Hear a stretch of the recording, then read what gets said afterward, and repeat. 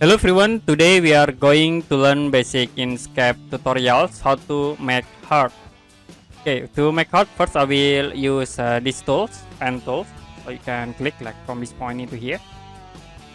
Okay, we create like this option.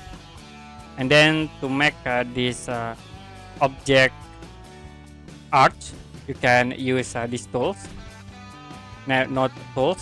But first I will hide for fill on stroke. You can click at this icon, fill on stroke, and choose fill.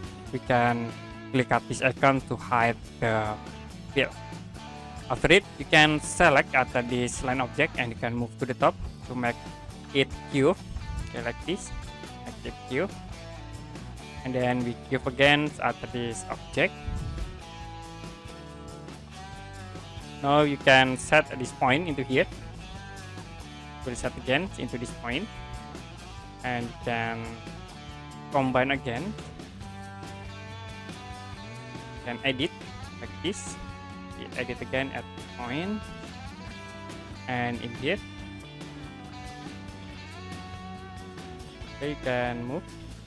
So very easy to edit this object and make heart with node tools like this. If you done, you can click outside.